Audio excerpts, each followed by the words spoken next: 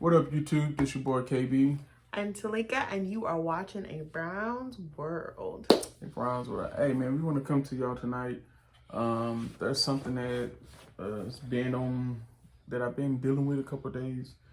Everybody know what's going on in the world and everything, and I want to say something. I just want to clear some things up and everything. So I'm gonna get into it. Before we get into it, go to our channel, subscribe if you haven't yet. Like this video, post it in the comment section, and hit that post notification bell so when we do post videos, you'll be the first one to get the video. Cool? So let's get into it and everything. Right. Tonight, the topic that I'm speaking on and everything, like I said, obviously we know what's going on in the world with, division, racism, division, and everything. So the topic that I want to hit on tonight and everything is in that area, but before I get into that, I want to read something and everything. I have a couple scriptures that I'm going to read and everything. 1 Samuel 16:7, it says, "But the Lord said to Samuel, do not consider his appearance or his height, for I have rejected him. The Lord does not look at things people look at. People look at the outer appearance, but the Lord looks at the heart." With everything that's going on in this world, man, with the how can I put it, babe? With the current racism, the current hatred. Look, at the end of the day, be honest with y'all, man, we're one. No matter what, we're one. I think we need to come together. That's honestly, all this division, it needs to stop. We need to come together as one and everything. People going to look on the outer appearance. Yes, I'm a black man in America. People going to look on but at the end of the day, God looks at my heart and everything. Same thing with my wife and everything. To all my Caucasian family out there, when they cut you, if you have surgery and you get cut, you bleed red. When I get cut and have surgery, I bleed red. We bleed red. We bleed the same blood. The same blood that's pumping to your heart is pumping to my heart. God died on the cross for both of us. He didn't die on the cross for the whites and the blacks. He died on his blood covers all of us in a totality and everything. So we need to come to understanding that, hate is a sin. That's what it is. Hate and racism is straight up sin. It's a demonic spirit. I wasn't raised that way. My mother and father didn't teach me to look at color skin. And just to add on to that, one of the things that I was talking to my mom yesterday, and one of the things that we were talking about is in the scripture in Ecclesiastes, I believe, it talks about after we die and what happens, like the fact that we don't remember even the hatred and the envy and all the things that we had in our hearts on this earth, that once you die, you don't even remember those things. And so it's like, why carry those things now? And then it's no longer, it's not going to be remembered in the first place. What's the point? Just the same way you go into a box and you deteriorate, you turn back to dust, is the same way the blacks and the whites, they go alike in the box and deteriorate. They go back to the dust. The Bible doesn't say that there's a white dust and a black dust and the dust goes into a separate place. We have to understand that right now, all this stuff that's going on is crazy. And, yes, they need justice. Yes, all these things. But at the end of the day, we have to come together. We have to know who we're serving. We have to understand that at this point in time, that the fear is there, to be honest with you. Fear is there, no matter because what. Even with me, driving without my husband, I'm very fearful when it comes on to that. Not because I don't trust in God, but on the other side of that is that what happens if I get pulled over? What happens if I'm driving at night? I don't like driving at night, because if I'm not with my husband, I don't like driving at night, because it makes me feel as though if I get pulled over and I have my daughter with me, what is going to happen? What am I going to face? Yeah. And that's a legit fear that I actually have. So I think it's worth talking about. I think it's worth for there to be a change in the upper heads. I think even in the church aspect of everything, that there has to be change. We have dealt with stuff individually. We have dealt with stuff together. And all of this has to change. Because at the end of the day, when God comes back, he's not going to care whether you're black or white. Man, look here. Look, I don't ever really get like this. And my wife will tell you, I really don't ever get like this. I'm more kind of laid back, jokey. But it has to be said. There's no racism that's going to be loud in heaven. So if you call yourself a man of God, a woman of God, and I'm not calling out no preachers, I'm not calling out nobody. But if you call yourself a man of God, a woman of God, and if you stand behind the platform and preaching, you say, I love God and everything, but you're out here propaganding racism, trust me, you're not going. God is not going to tolerate it. So if you don't like it, I'm sorry. If I stepped on your toes, I'm not sorry about it. Facts is facts. There's no racism allowed in heaven. Point blank and simple and everything. He's coming back for one and everything. So if we come together and you say you love God, all right, as a church, let's come together. Let's see what we can do and everything. Let's put all the, we got this clique over here, we got this clique over, we got this organization, you got this, hey man, look here, be kingdom minded. I'm getting to the point where my mindset is like, hey, at the end of the day, I have one focus. I don't care what nobody else say. My one focus is to make it and everything, to make sure that me, my wife, and my daughter, we make it in. That's my one focus and everything. So, hey, there's no racism allowed in heaven, point blank and simple. So, and like I said, we have dealt with all of that. We have gone through the storm, or gone through the rain, with different people that we thought that were friends and that we loved and, that we shared our lives with. It just became an issue at the end of the day when it came down to siding with love or hate. It came down to hate. It came down to the fact where it's more of a tear down because of the color of our skins, versus helping us to strive in today's world, society, whatever the situation was. And I could have had hate. I could have acted a straight fool. I ain't gonna lie to you. I could have acted a straight fool. But why do it?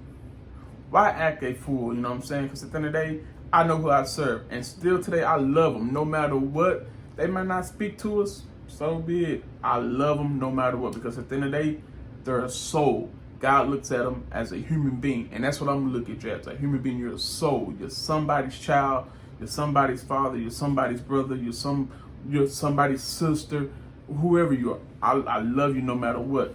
So this is not going to be a long video. There's going to be a part 2 to it, because trust me, man, I'm pumped about it. But I want to read one thing that came to me. Well, it didn't come to me. I was up just doing some research like I usually do, and this came to me. It's when I read it, it was so profound. I'm like, I have to post it and everything. I have to post it. And it's something by Nelson Mandela, a great man, a great advocate, great man.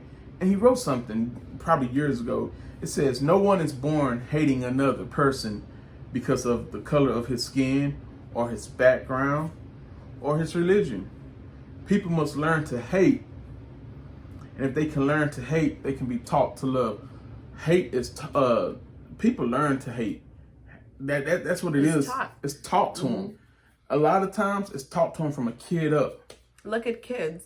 If you see two kids playing together, you don't see hatred in two children, two babies. It's I want to play with you want to play with me, let's go play. But after a while of the environment that the child grew up in, you have the way that the parents teach them, the things that they get accustomed to by the words that come out of the parents' mouth and things of that sort. And then that brings up that child in a negative environment, in a negative way. And so what they learn is hatred towards another versus loving and cherishing others. True. In our home, we teach our daughter that people are people regardless of the situation. No matter what. I am not 100% black. It is what it is. Such is life. I love my family. My family is multicolored, and everything else in between. But at the same time, you know, color wise, I am black regardless. And I love who I am. I love who I am inside and out. And if someone else don't like me because of the color of my skin, then so be it. I'm sorry. So it's not my problem. It's yours. That's the thing. And we're supposed to finish this video about the log off and everything. But I want to say one thing. I don't stand with what's going on. I don't support the looting and the right. Man, look here. We can't have no peace. In order for this world to come to peace, in order for us to come together, if we ever can come together, man, we will break so many barriers. We will tear down strongholds if we come together in one mind. If we come together and say, look, we're going to put all this hatred, racism aside, and let's come together as people. Let's love each other and everything. We can do so much. We can conquer so many things. Mm-hmm. I have so many white friends. So many. I love them dearly. My best man in my wedding is somebody that I still today look up to and I admire and everything. He was my youth pastor. He's now the pastor of the church that I grew up in. I love him. He's somebody, I've been knowing the guy since I was about 6 years old. I'm 31 years old. So that'll tell you, from the age of 6 to 31, I've talked to him about things that I kind of never really, talked to my father them about and everything. But I love him and everything. He's not my color, but at the end of the day, we're brothers. Not just because, we're we love God. At the end of the day, we're brothers. I respect him. I admire him and everything. He's doing a great work in my hometown that I'm from and everything. So we have to come to a realization that, hey, this is not going to go nowhere. Mm-hmm. It's going to keep going down the same path if we don't stop and come together and say, okay, what can we do? Let's work on this. To change the future. We have to change it. Mm-hmm. Because our kids coming up in this stuff. And I guarantee you, I don't want my daughter to be like, okay, I can't get a job because of the color of my skin. I mean, I can't do this. I can't make ends meet because of the color of my skin. And I think that is crazy. But it's the reality that we live in. It's the reality. And, at the end of the day, we have to, my heart goes out to the family that has lost so much, that have lost loved ones because of this situation.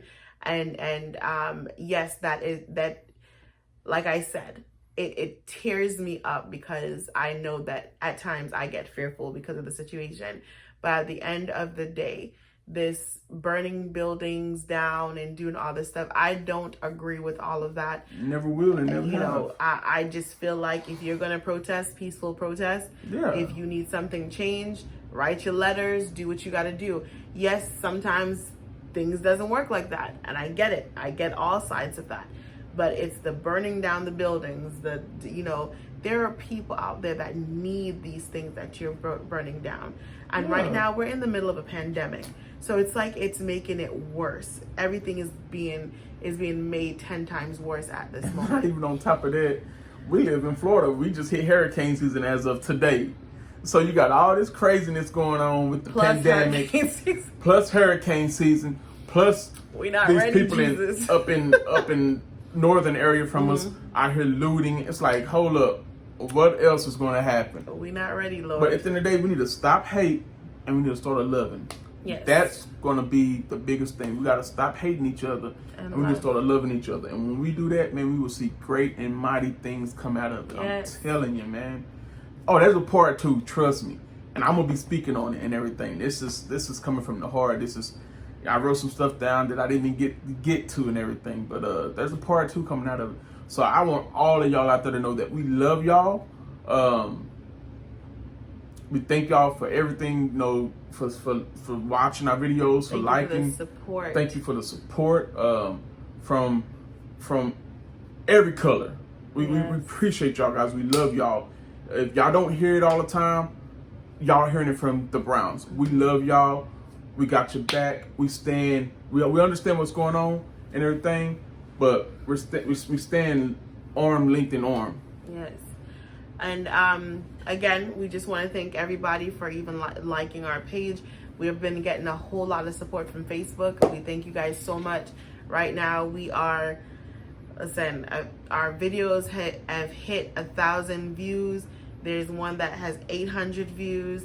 There is comments coming in, private messages come in about asking questions about marriages and things of that sort. We thank you guys so much, and we really appreciate everything. Like I said before, we're not marriage counselors. We're nothing like that. We're just two couples. We are a couple that is just loving each other and just learning as the day goes by. That's it, man. And that's basically what it is. And we just want to share from our heart today with the whole situation that's going on. We love you guys, and we will talk to you soon. See you in the next video.